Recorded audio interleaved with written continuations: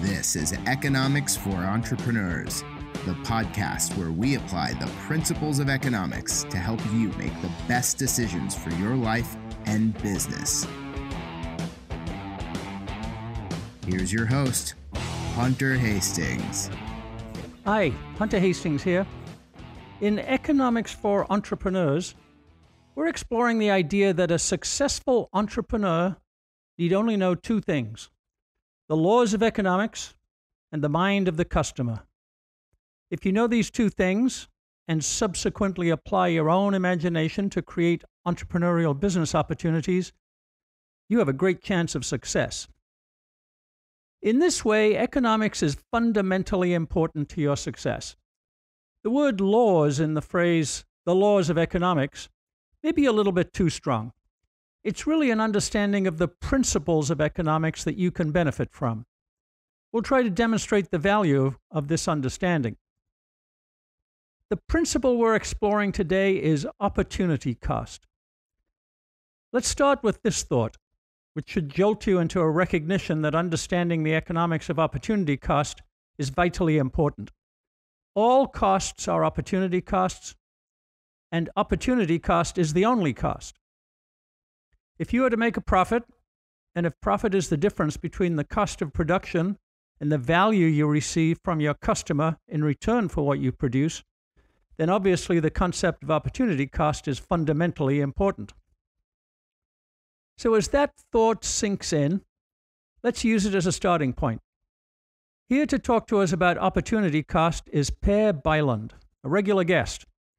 Per is, in my view, the possessor of the finest mind in combining the discipline of the true logical power of economic thought with the practical value of applying economic principles to real life as we encounter it every day. Logical discipline requires a tough, demanding, and rigorous approach to thinking. Practical application requires a loosening of some of those rules to capitalize on market opportunities. Opportunities, after all, often involve incomplete knowledge and high-speed decision-making. We've got to make the high-quality decisions we need without knowing every relevant input, and we've got to do it quickly. That's why we need principles that we can call upon to help us in those situations. Let's have Per take it from here. Per is a research fellow in entrepreneurship at Mises Institute, a teacher of entrepreneurship at Oklahoma State University, a writer of books about firm-level economics, and of a regular series of articles in Entrepreneur magazine. And he himself has been a serial entrepreneur. Per, welcome back. Well, thank you for having me again. Well, Per, our subject today is opportunity cost. And what we try to do at Economics for Entrepreneurs, as you know, is explain important economic principles, both in terms of economic theory or as economic laws, but also in terms of how understanding them and applying them is useful for entrepreneurs. So let me suggest that we start with a definition of opportunity cost. And if you could tell us how you define it, adhering to the scientific economic rigor of it, but also recognizing that what we're aiming to do today is to make the principle understandable and most importantly, useful to entrepreneurs. Well, sure. Opportunity cost is really the core of economics, and I don't see how you can teach anything related to the economy without starting with that concept, even though I know very many people do.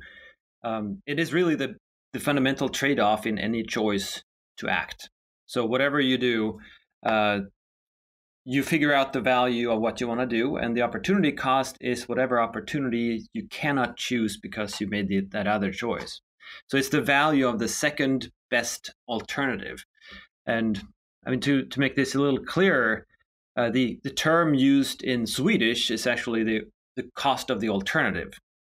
So it's the cost of choosing something that is really the value that you are giving up. So it's not necessarily the production cost of something, but it's, say you're, in a situation where that you can buy a lottery ticket with a fair chance of winning, or another type of lottery ticket, and you can only afford to buy one, and you're sort of you expect to win in either case. Well, if you in one case you can win $1 million, and the other one you win $500,000, and the ticket is $1, that means the opportunity cost of going for that $1 million lottery ticket is not $1, which is the sort of production cost of this win, but the $500,000 you're actually giving up by choosing that lottery ticket. Of course, it's harder in real life, especially for entrepreneurs, because then you have a lot of uncertainty about the production and things like that too. But you are expected, what you can do is basically take the net present value of different alternatives, and the second highest is the cost of the highest. To put it in perspective as a degree of importance for entrepreneurs, would it be accurate to say, as we did in our preamble, that all costs are opportunity costs and opportunity cost is the only cost? Is that a fair paraphrase? I think that's correct, yeah. Since opportunity cost is really intended to explain all choices being made, and it does explain how the chooser himself or herself makes that choice. And of course, since we're talking about the net present value of each alternative, it includes whatever other costs are involved. If those are real production costs or transaction costs or whatever other specific type of cost that you can think of, those are included in the analysis, because this is just the choosing itself and how you make those choices. And those, of course, apply to everyone in every situation, because there are always opportunities that we choose to not go after because there is something else that we do instead. That's a good baseline that you gave us, Per. There are opportunity costs for both the producer and the customer in the economic equation. The producer is the entrepreneur, the buyer is the customer. So let's start on the customer side, where opportunity cost is a subjective cost. It's in the mind of the customer. They're doing some kind of assessment of opportunity costs. And your guideline to us is understand the laws of economics and understand the mind of the customer. And so if we think of it that way, can you talk a little bit about the subjective nature of the customer's opportunity cost and how an entrepreneur can get a handle on that, how they can measure it in some way? Well, absolutely. Measurement is, of course, a tough one. But in a sense, anything we do is based on the subjective valuation of alternatives, those alternatives that we happen to see. And it's always based on what we value them at. It's not really about dollar figures and so forth. So one way to think about this is that you are in a grocery store and you want to buy a fruit. Well, there are plenty of fruits to choose from. Which one do you choose? Well, one would be to see how much money do I have and what are the prices of those fruits and so forth. But of course, there's also the fact that they don't taste the same, and you might fancy a certain type of fruit, whereas another person might might like another type of fruit, and it depends on what you want to use it for and all those things. All of those things are involved in how you choose that fruit. And of course, that's purely subjective. No one else can tell you that the choice is right or wrong, or how you value, say, apples and oranges and pears is wrong in any sense. What matters is really just that you have those alternatives and you are able to figure out which one you want to buy based on whatever calculation that is. And the task of the entrepreneur is to offer alternatives to the consumer that are valuable in the consumer's own mind, which is, of course, really hard. It's something that can change from moment to moment as well. But if you know people and you offer them a good deal on their own terms, you should be in good shape to make a profit from your venture too. And of course, in any situation, it's not really as simple as just choosing a fruit in the grocery store, because you can also, there are plenty of other alternatives depending on what you think about at that moment as a consumer. That, yeah, you can pick up one of these fruits that you see, or maybe you have the option of going to some other grocery store, or maybe you can skip fruits altogether and go for something completely different. And you have the alternative to say, nah, today I'm not going for fruit at all, so I'll just save the money because I think that tomorrow there might be an opportunity to buy something completely different, or I can put this in my children's college fund or whatever. So in a sense, when you're competing for a consumer's money, you're competing with all other entrepreneurs that are also sort of bidding to get this consumer's money, to make sure that this consumer sees your product and values your product more highly than other entrepreneurs' products. So in that sense, there's always a competitive situation. And of course, you're also, even if you are the only producer of everything, you are still competing with the satisfaction that the consumer might get from simply saving his money. So what you need to do is offer a value in the consumer's own eyes that is higher than the alternatives available, whatever those alternatives are. It could be simply doing nothing. That could be a value as well. The idea of the value proposition, I think, is enhanced by opportunity cost. So the value proposition, if I've got a brand or a service that I'm offering, is the value of my brand promise or service promise. And that's competitive, as you say. It's got to be perceived as higher in value than a competitive offering. But that doesn't complete the value proposition. There's another part of the equation, which is the value of what I'm offering to the customer minus the customer's cost of acquiring it, which is the opportunity cost. And that could be the difficulty of acquiring it. I got to drive a long way to the store, or it's hard to find, or it takes a few days to get delivered, those kinds of things. Or if it's software, for example, it's an app, it's hard to use. I've got to get on a learning curve. That's an opportunity cost. So I think that equation, the value of what we're offering minus the difficulty that the customer has to face to acquire it, that might be a place to capture opportunity cost as an idea. Do you find that helpful? I think so, yes. I mean, what we need to remember is that this is completely in the eyes of the beholder, or the consumer in this case. So what you're saying is that the same type of physical good, say a gallon of gasoline, it's exactly the same in any gas station. But if one gas station is closer to you as a consumer than the other one, those are not exactly the same product. Because you don't want to drive those extra miles to get the gas when you don't have to, because that's an additional cost to that sort of opportunity to get gas.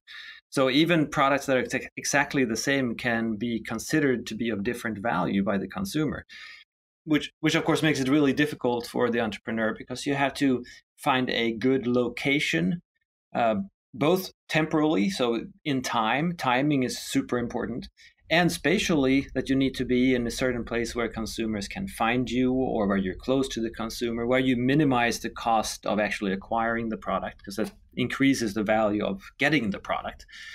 And you need to position yourself in terms of the value of the services offered by the good itself compared to other alternatives available. One of the places where perhaps we can help entrepreneurs is just the observation that maybe entrepreneurs don't think about the opportunity costs that their customers are facing enough. They don't attempt to calculate it, even qualitatively, because it's hard. Things like the distance you have to drive, or the time it takes to get, or the steepness of the learning curve, or the difficulty of the interface on your app, whatever it might be. You just need to think about it a little bit more. Think about opportunity costs. Is that good advice, do you think? I think so. Opportunity cost is definitely a part of the value that you offer. So, what you're talking about in terms of delivery and basically access to the product, that's something that we've seen. And a good example would be Amazon, that has cut the cost of availability for goods immensely. You can simply click a couple of times, and then 2 days later, you have it in your mailbox or outside your door, which of course is a huge problem for bookstores, but only if those bookstores consider themselves simply a way of getting books in the hands of customers. But bookstores have other values that Amazon certainly do not have. for instance, that you can browse the books and you can feel the books, you can smell the books, and you see these things with bookstores now that they're trying to uh, instead find a niche where they offer a different type of value, still around books, right? But there's usually nowadays a small coffee shop in the bookstore and things like that, and you can never sip on a good cup of coffee served to you by a barista when you're buying something from Amazon.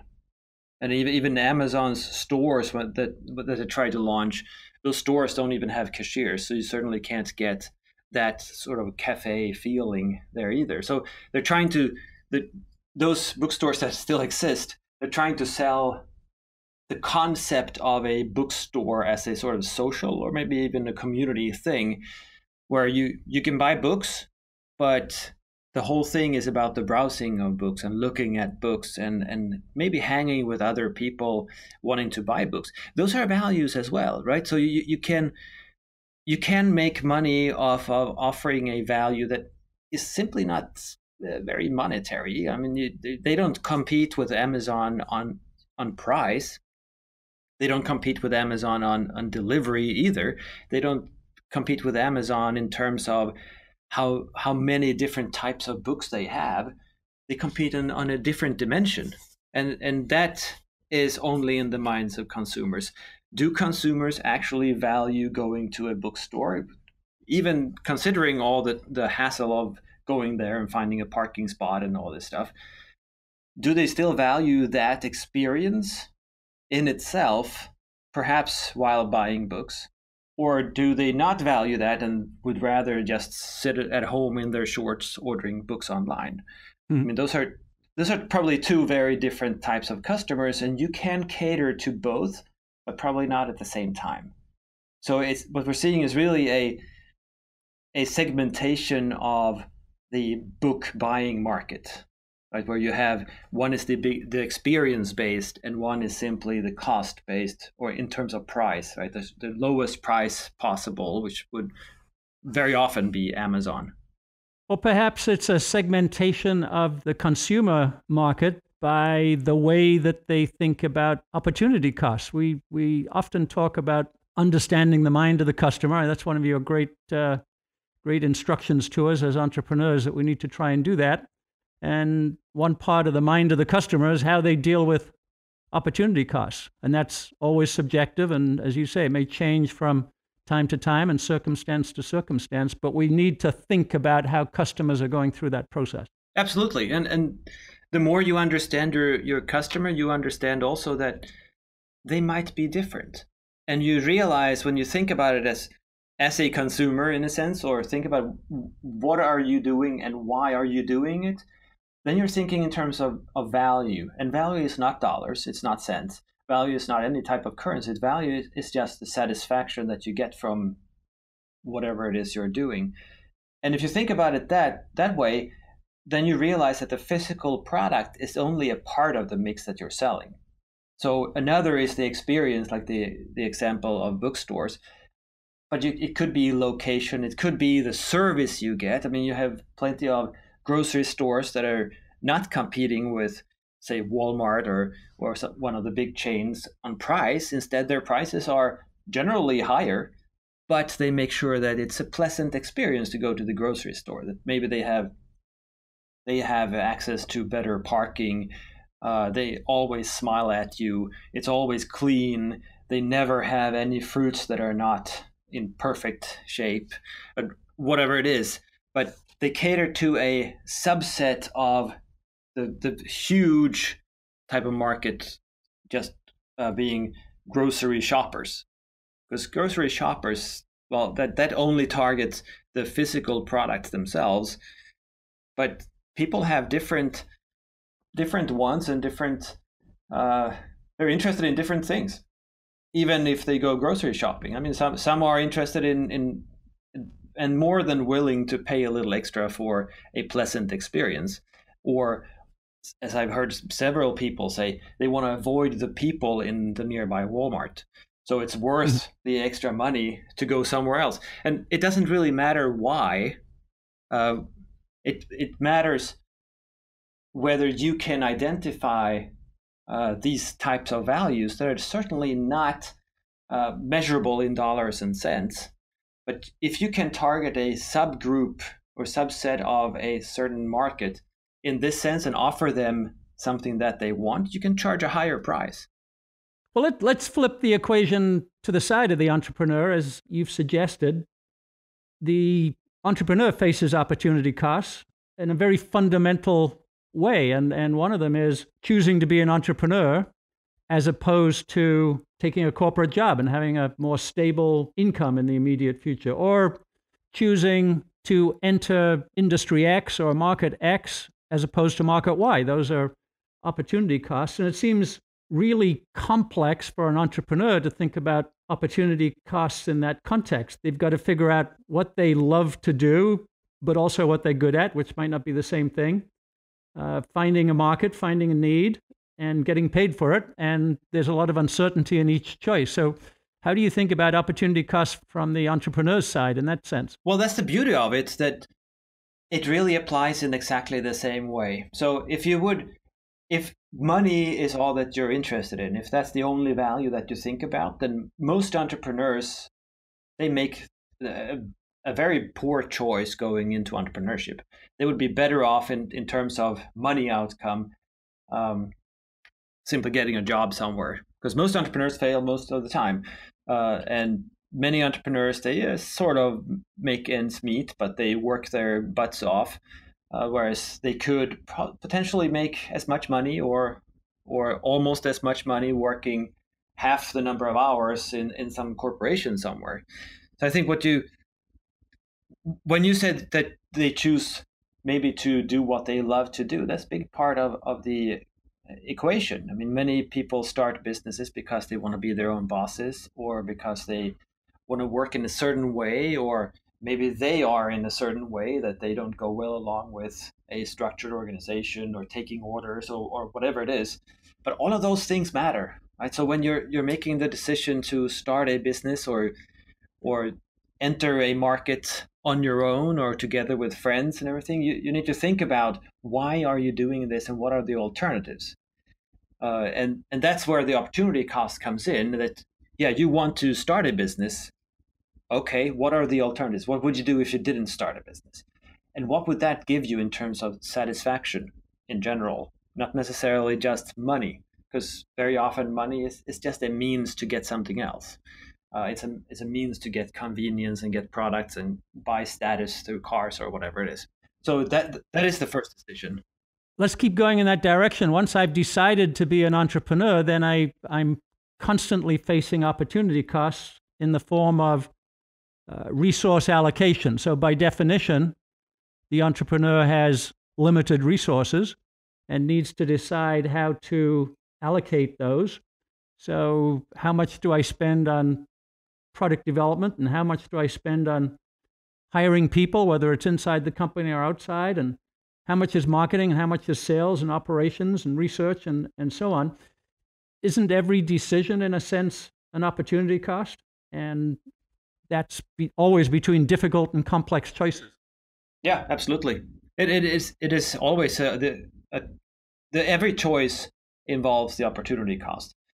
And of course, the right way of thinking about this is not simply the outlay, how much money you need to pay in order to establish a certain type of production process, or how much is that material versus that material. And if we think in terms of modern technology, would you produce a smartphone using aluminum or stainless steel, or is plastic okay? It's not simply about how much is aluminum, how much is steel, how much is plastic, and how much does it cost to work with those materials.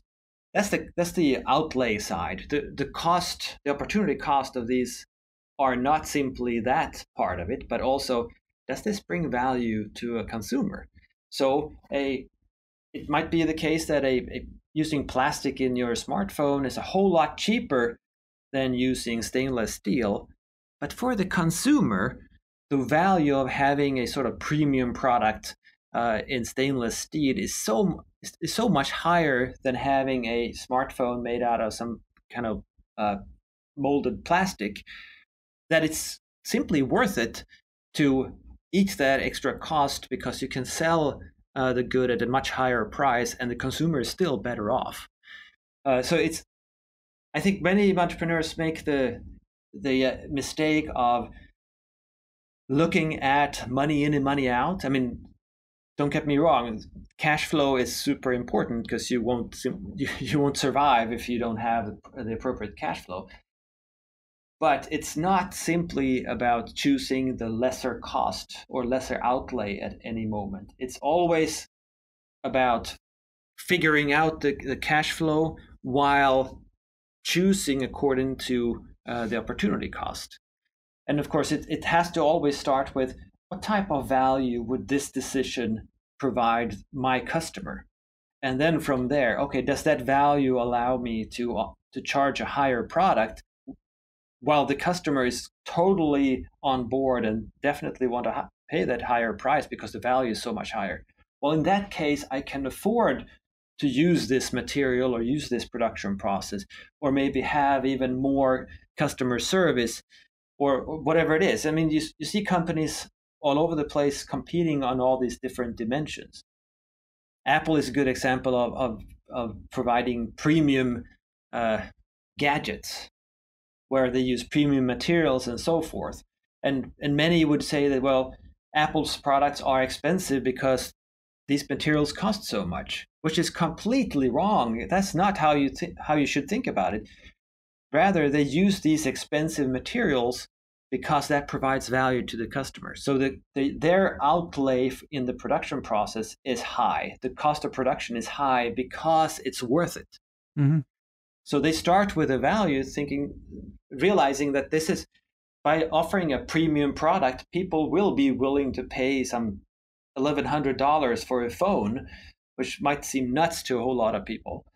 But they're willing to pay that amount only because it is a premium product, because it fits in your hand really well, and it feels good, and it looks really nice, and it has the same color as your Mercedes or whatever it is. All of those things matter, and then they're willing to pay this high price because they simply think it's worth it. And then the task of the entrepreneur is to figure out, okay, can I provide this product using such materials necessary to provide this value at a cost to me that is so much lower than the price that I can make a profit out of it. So very often you start at the wrong end thinking of these things. And I think a whole lot of entrepreneurs, they fail in their undertakings as entrepreneurs because they think about it the wrong way. Yes, always start with the customer in mind and the customer's perception. We'll actually include a customer opportunity cost calculator as a digital download from our show notes today. Let me ask one other question about opportunity cost, Per. From the standpoint of the individual entrepreneur or small business that we're thinking of, the opportunity cost of time. So time is a very scarce resource. And especially if I'm an entrepreneur, I don't have a lot of help. I don't have a lot of other people who can do things for me. A lot is on my shoulders if I'm the entrepreneur. And every expenditure of time that I make has the opportunity cost of I'm not doing something else. And figuring out the value of that time might be extremely tricky. So can opportunity cost thinking help us with our allocation of time? Absolutely. I mean, just in the way you put it, that this time that I'm spending on this, I could instead spend it on something else. So it's easy to get bogged down in thinking about details in your product development, for instance. I mean, should we have this or that little detail on the gadgets we're producing? And maybe you spend a week thinking about it and discussing it with people back and forth, and maybe you end up with the right decision. I mean, in terms of that's a better solution, maybe engineering-wise or design-wise or whatever, than any of the alternatives. But you also wasted that week of your time and someone else's time. The question is, could you have provided value to the consumer and your company that was higher doing something else? I think many technology businesses, they make this mistake simply because there are too many engineers involved. And I don't mean that as sort of hating on engineers, but that engineers are very often focused on providing a perfect product or something that is super efficient, the best type of solution. Well, satisficing is a whole lot more important than maximizing. Maximizing is something you can do over time, but when you develop a product, you need to think about how much time you're spending thinking about all these details. Maybe it's better to launch a product that is not completely perfect, that is not refined, but it's sort of finished. Like it's a first generation type of thing, so you haven't figured everything out yet. But it's better to get to market and actually get the revenue and learn from consumers' behavior than to spend that extra time thinking about how to solve it in a better way. Because it could very well be the case that someone else beats you to market, which is also a problem of spending time, right, on your product. But it could be that you get the timing wrong.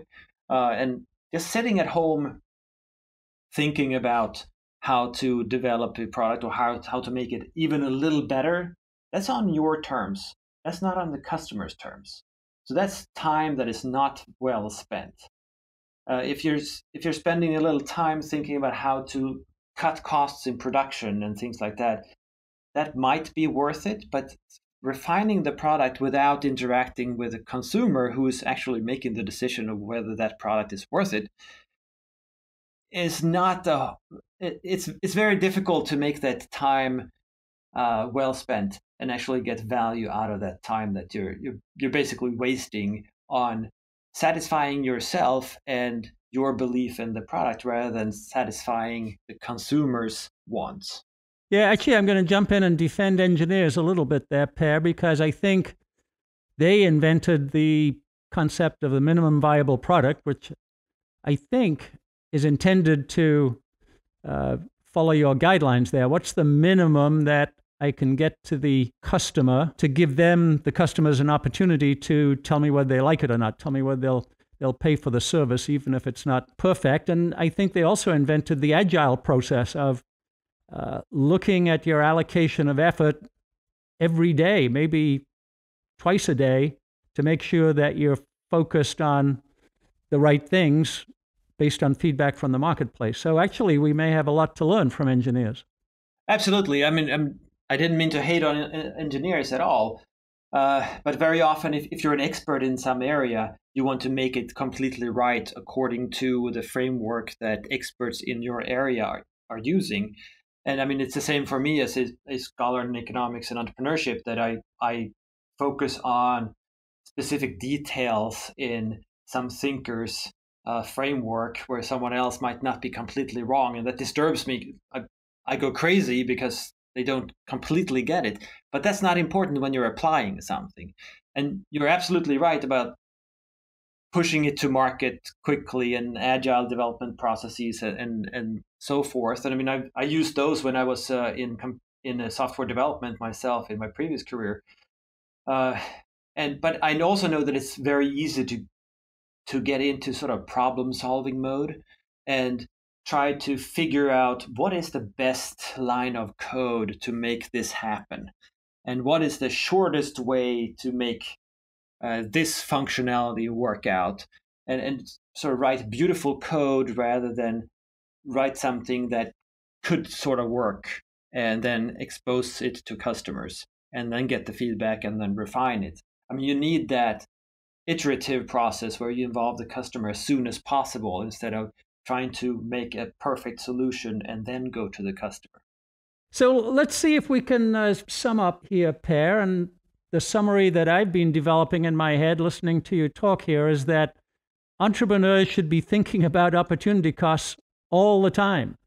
On the customer side, they should be thinking about how does the customer choose between alternatives and start with the customer first. Not only what else could they spend their money on, but what else could they spend their time on? If they don't pick this feature, what other feature would they pick? They've always got an alternative, and the alternative is the opportunity cost that the entrepreneur needs to consider. And then on the entrepreneur's side, everything is opportunity cost. It's how I spend my time. It's how I allocate my resources. It's how much time I spend listening to the customer as opposed to working on the product and how I optimize that. So everything is opportunity cost, and I should spend a lot of my disciplined time thinking about opportunity cost. Is that fair? And how would you sum up? Yeah, that's definitely fair. And I would say that in everything you do, what matters is the trade-off. What do you lose by doing this instead of something else? And what you do lose, of course, is that something else that you're not doing. And this is more important the more scarce your resources are. So when you're starting a business, of course, you're trying to make ends meet. You're trying to get that damn product out to customers, and you're trying to sell it. You're trying to do all of these things while you're at the same time putting together an organization and trying to make people that you just hired or that you're in the process of hiring fit with the group and understand what is going on, even though you sort of only have a vague idea of the direction you're heading. In that situation, when everything is dynamic and changing, there are so many trade-offs.